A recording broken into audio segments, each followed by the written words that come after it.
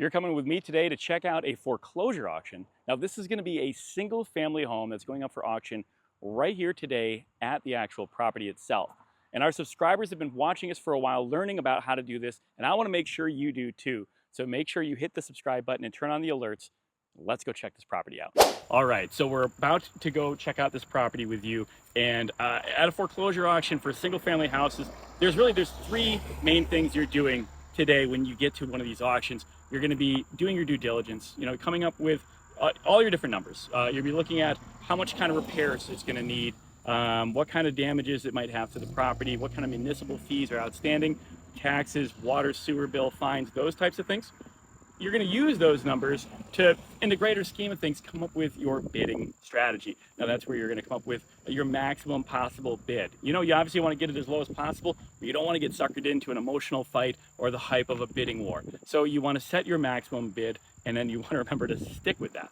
And then once you get into the bidding, that's the last thing you're going to be doing. You're going to be dealing with an auctioneer who's also going to have a bank bid probably on this property. Sometimes the banks will put in a ranged bid. The mortgage you wish to open, $134,151.81.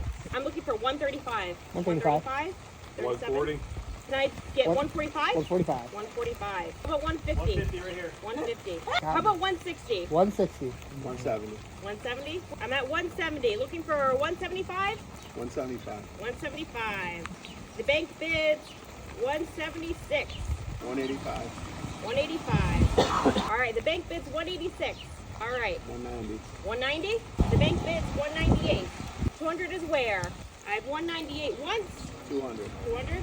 The bank bids 206. You want to go 207? Go 207. All right. So the bank is out. So your highest bidder right now. 207 going once. 207 going twice. Sold.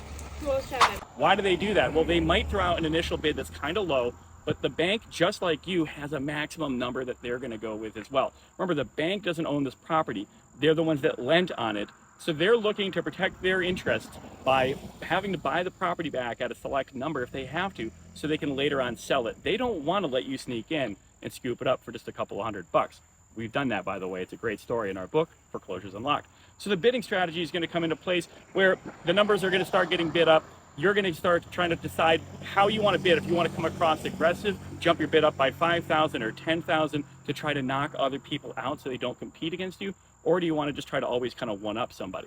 I recently saw an auction where somebody stopped at 100,000 and the person they were bidding against almost gave up, and he said 101, and he won it because the person he was bidding against had a maximum bid from their boss at 100,000, so they couldn't go over it.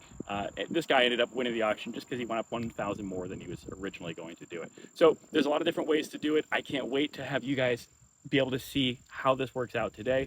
Hopefully somebody buys this property and starts getting this thing going.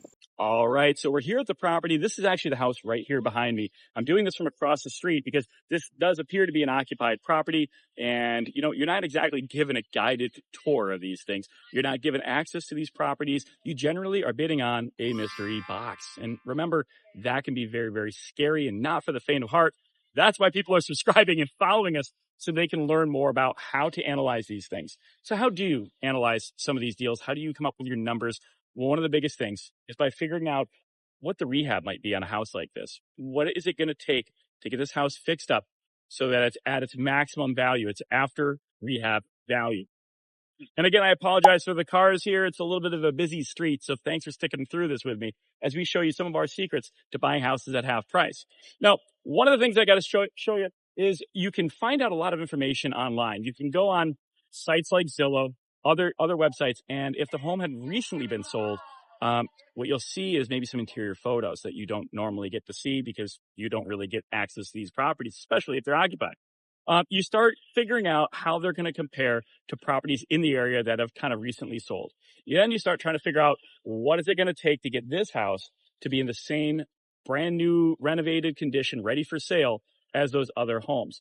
And that's how you are outlining the basics of coming up with a number for your maximum allowable bid.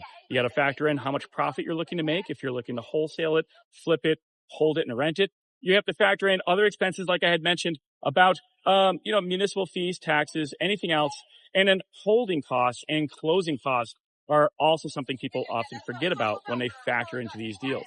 So we're here to check out this auction. We hope we have something that, you've been able to learn a little bit about with us as we continue our journey on our path to financial freedom and help you on yours. All right, so we've done everything we needed to do at this point. We've done our due diligence. We've walked around the property. We've taken photos. We've figured out the ARV. We've come up with a bidding strategy based on all of the due diligence.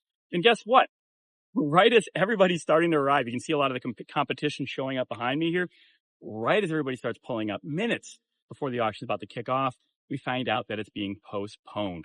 Now, exactly why it's being postponed, we don't know. We'll find out probably eventually, but you'll have to look forward to seeing this property again on another video. So that means you'll need to subscribe so you don't miss out. And this gives you a little bit more time to learn as well as we show you the secrets of buying houses at foreclosure auction.